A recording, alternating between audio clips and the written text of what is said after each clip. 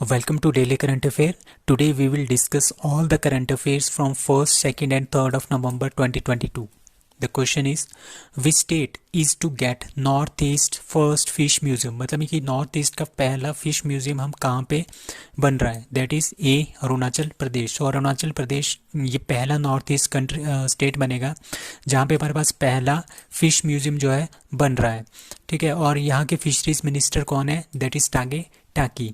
ठीक है, और ये क्यों बना रहे हैं? ये इसलिए बना रहे हैं ताकि ज़्यादा से ज़्यादा यहाँ पे टूरिस्ट आ सके, फिश लवर्स आ सके, and the museum will also serve as a training centre for the fish farmers. जो भी जितने भी फिश फार्मर्स हैं उनके लिए यहाँ पे ट्रेनिंग भी प्रोवाइड की जाएगी। तो ये यहाँ पे इसको बना रहे हैं, that is Arunachal Pradesh. So biosphere reserve हमारे पास अरुणाचल प्रदेश में एक ही बायोस्फीयर रिजर्व है, that is दिहाम Dibang.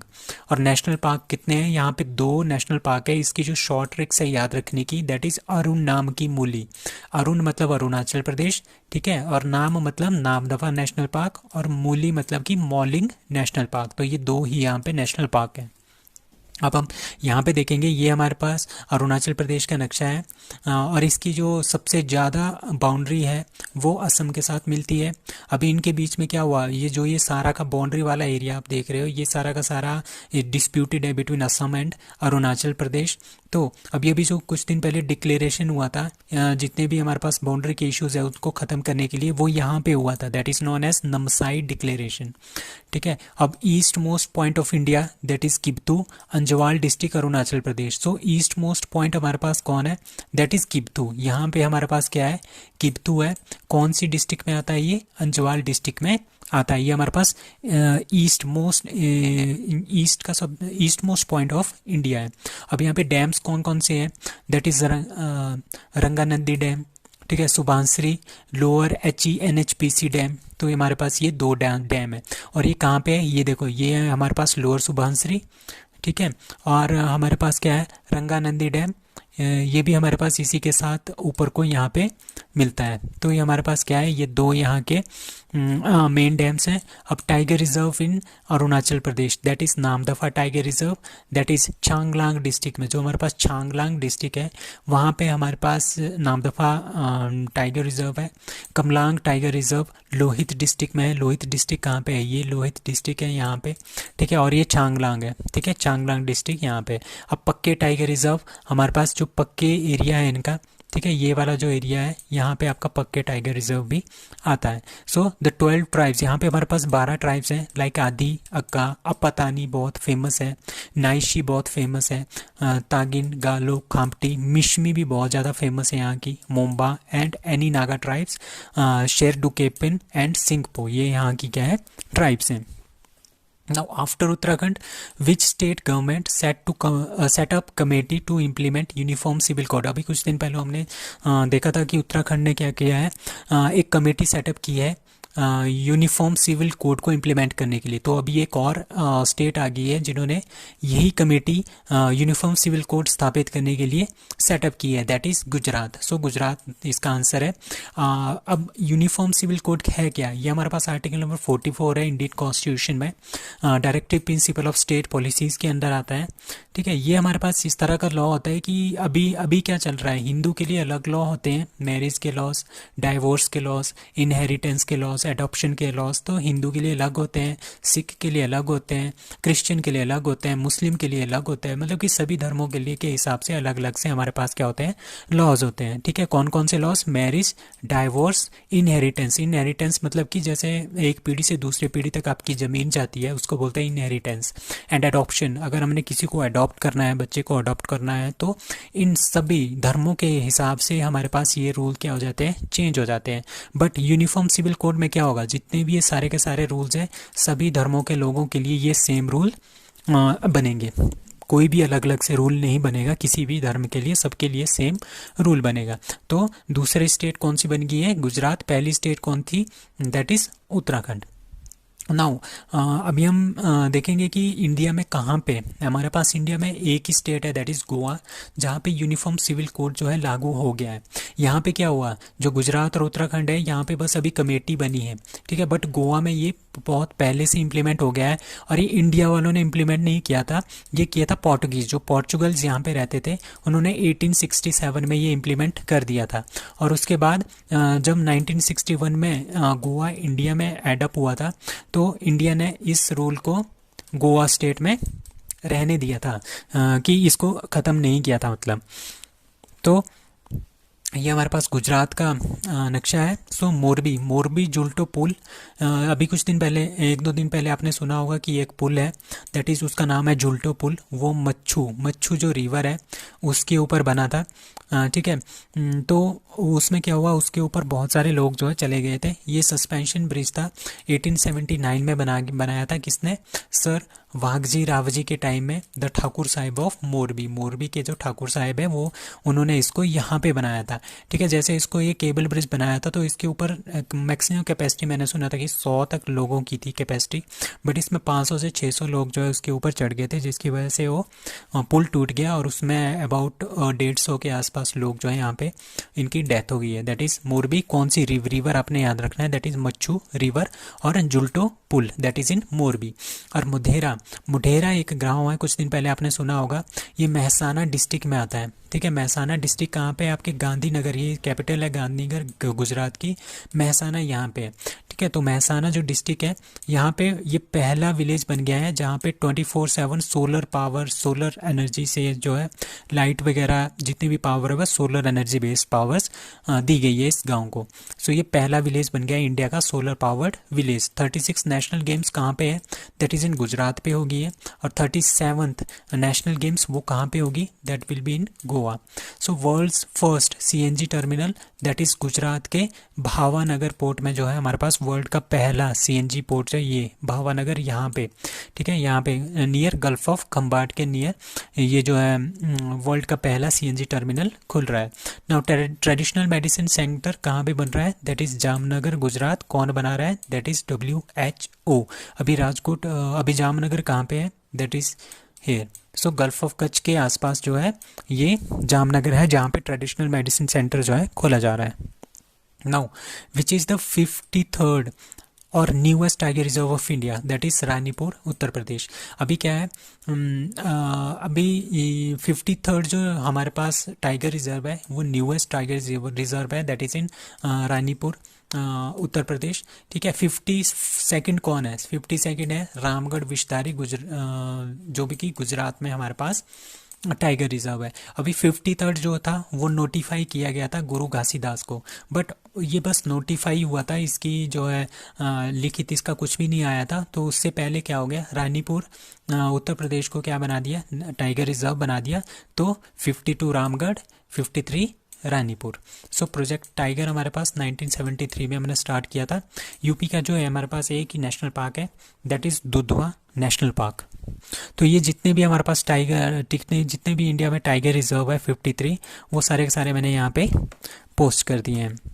Now French open 2022 badminton, who won men's double title, that is India, सात्विक राज, रैंकी रेड्डी एंड चिराग। इनका नाम वैसे पढ़ते हैं सात्विक एंड चिराग। तो इन्होंने क्या कर दिया है, पहली बार फ्रेंच ओपन 2022 का बैडमिंटन चैंपियनशिप इन दोनों ने जीता है। किसको हराया है, चाइनीज ताइपेलू चांगयो एंड यांग पू हान को इन्होंने स्टेट गेम्स में हरा दिया है। कहाँ पे हो रहा था, दैट इज इन पेरिस। तो ये पेरिस में हुआ था। Now north India's first data centre is inaugurated at, that is UP. तो यूपी में हमारे पास नॉर्थ इंडिया का सबसे पहला डाटा सेंटर जो है इनॉग्रेट किया गया है। किसने इनॉग्रेट किया है, सीएम जो यूपी के हैं दैट इज योगी आदित्यनाथ, उन्होंने इनॉग्रेट किया गया है। तो ये 5000 करोड़ का इसको बनाया गया है, ठीक है। ये हमारे पास डाटा सेंटर पार्क कहाँ पे बनेगा यूपी में, that is greater Noida. It will increase the Data storage capacity of the country, which will until now stood at 2% only, despite the fact that 1.5 billion mobile phones and मतलब कि जितना भी हमारे पास mobile phones का data है, internet users का जो data है वो कहाँ पे स्टोर होगा, अब वो नॉर्थ इंडिया में भी स्टोर हो सकता है, दैट इज़ इन उत्तर प्रदेश के ग्रेटर नोएडा में। तो नॉर्थ इंडिया का ये फर्स्ट हमारे पास डाटा सेंटर है, that is in UP Greater Noida. Who becomes Brazil's president for third time, that is Lula da Silva. So Lula da Silva क्या है, वो थर्ड टाइम जो है वो प्रेसिडेंट बन गए हैं, कहाँ के, ब्राज़ील के। सो ये हमारे पास ब्राज़ील की कंट्री, सॉरी साउथ अमेरिका है। साउथ अमेरिका में हमारे पास क्या आ जाता है, ये ब्राज़ील आ जाता है। तो साउथ अमेरिका की सबसे बड़ी कंट्री दैट इज़ ब्राज़ील। और अभी अभी कुछ दिन पहले क्या थे, हमारे जो जयशंकर जी हैं वो पैराग्वे की यात्रा पे भी गए थे। यहाँ पे हमने एक क्या है, एक एम्बेसी भी खोली हुई है। तो बोलीविया और पैराग्वे जो कि पड़ोसी देश हैं किसके, ब्राज़ील के, वो एक लैंड लॉक्ड कंट्रीज हैं in South America. So Brazil electoral authority said that Luiz लिंको लूला डे सिल्वा, ठीक है, ये क्या बन गए हैं, ये लेफ्टिएस्ट वर्कर पार्टी के मेंबर थे।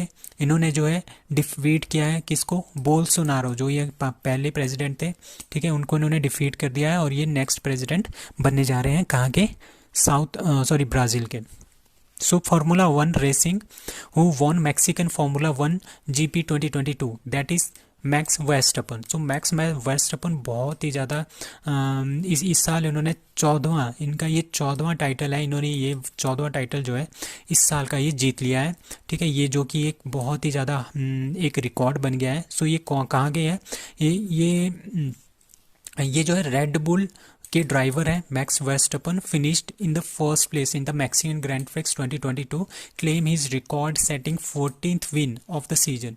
मर्सिडीज इन्होंने किसको हराया है, मर्सिडीज के लेविस हैमिल्टन जिनका सेकंड नंबर आया था, एंड रेड बुल के तीसरे सर्गियो पेरेज, उन्होंने फिनिश द थर्ड नंबर। तो सर्गियो का थर्ड आया था, लेविस हैमिल्टन का सेकंड, बट मैक्स वेस्टअपन इन्होंने बहुत ज़्यादा जो है टाइटल जीत लिए इस साल, रेड बुल के ये ड्राइवर है। तो इन्होंने कौन कौन से टाइटल जीते हैं, 2022 में ही इन्होंने देखो इतने सारे टाइटल जीते हैं, जैसे यूनाइटेड स्टेट का भी जीता है, जापानीज़ भी जीता है, कैनेडियन भी जीता है, Azerbaijan, Miami, Emilia Romagna, Saudi Arabia, French, Spanish, Hungarian, Belgian, Dutch and Italian. तो ये सारे के सारे ग्रैंड पिक्स जो है इन्होंने जीते हैं।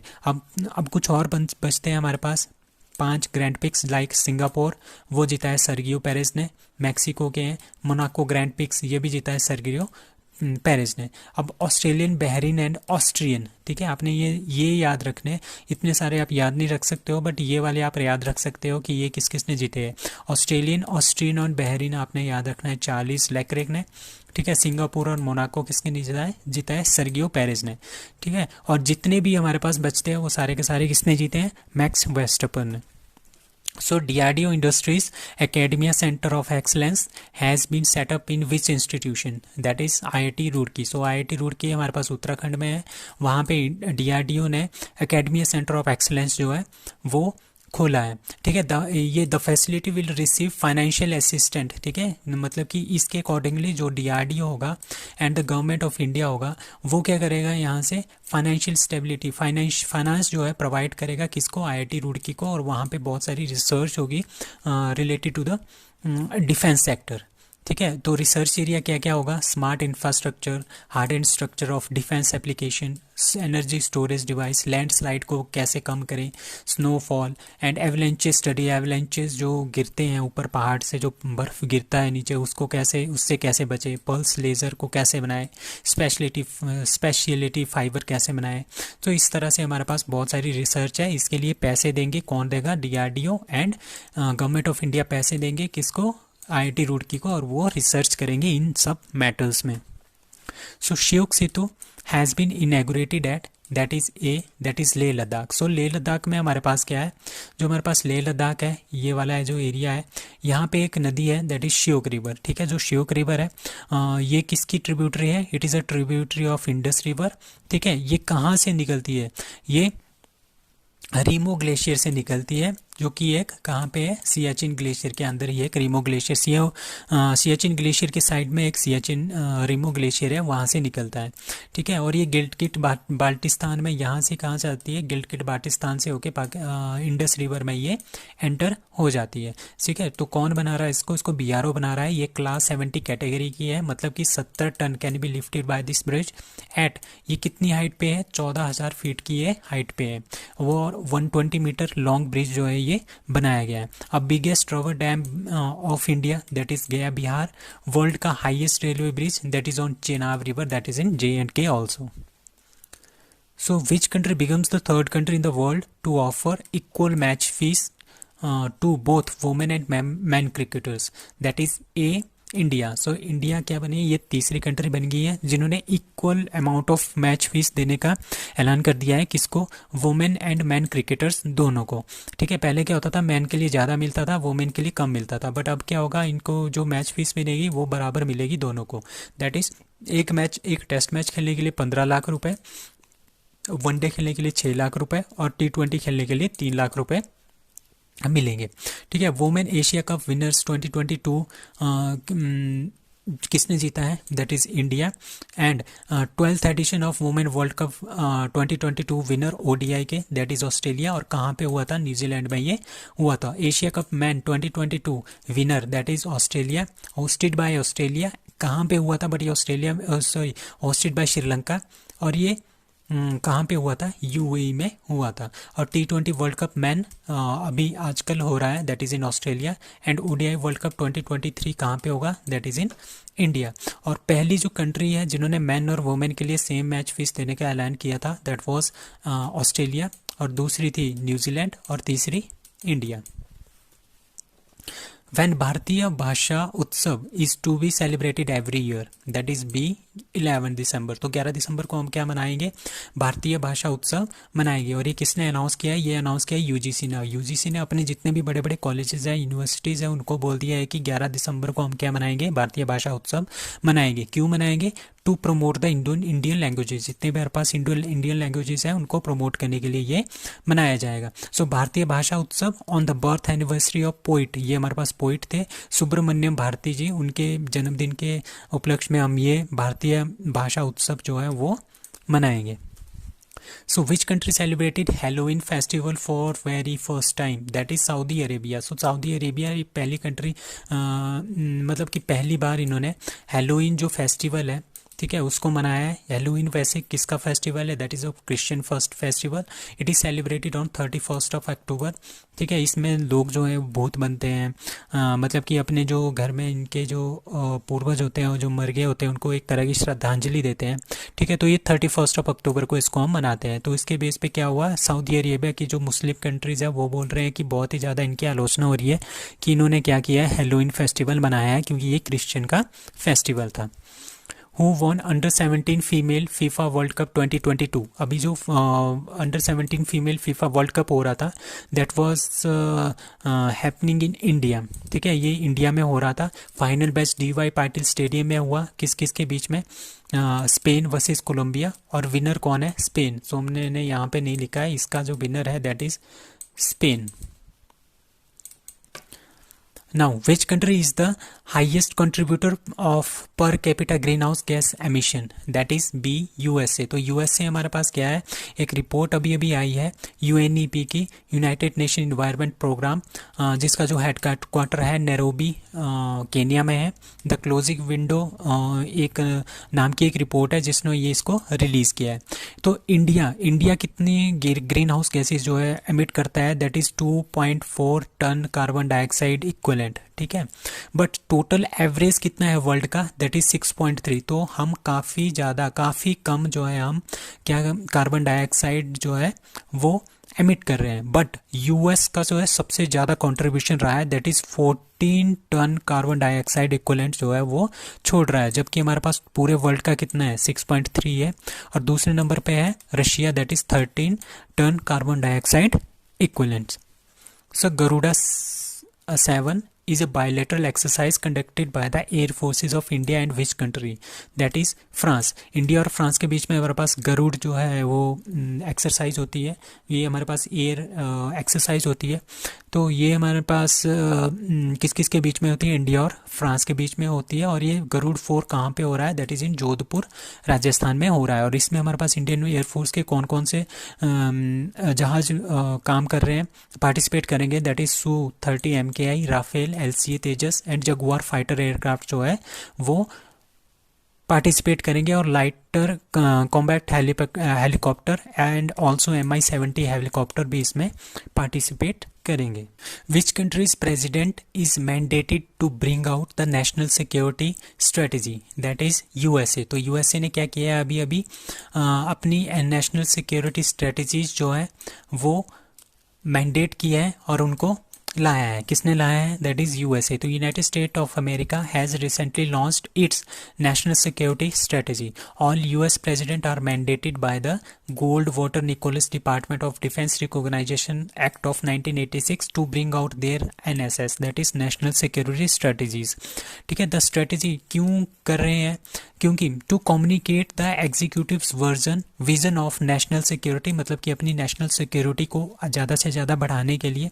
ठीक है, जो बाइडेन की administration also release the national defence strategies, the nuclear posture reviews and the missile defence reviews, मतलब कि जितने भी उनके डिफेंस सिस्टम्स हैं उनकी क्या पोजीशन है, वो किस तरह से काम कर रहे हैं, या फिर हमारे पास कितने भी ज़्यादा हमारे पास वो अवेलेबल है, वो सारी की सारी जो इन्फॉर्मेशन है वो कौन प्रोवाइड करवा रहा है? That is national security strategy by USA उनको प्रोवाइड करवा रहा है। So that's all for today, thank you.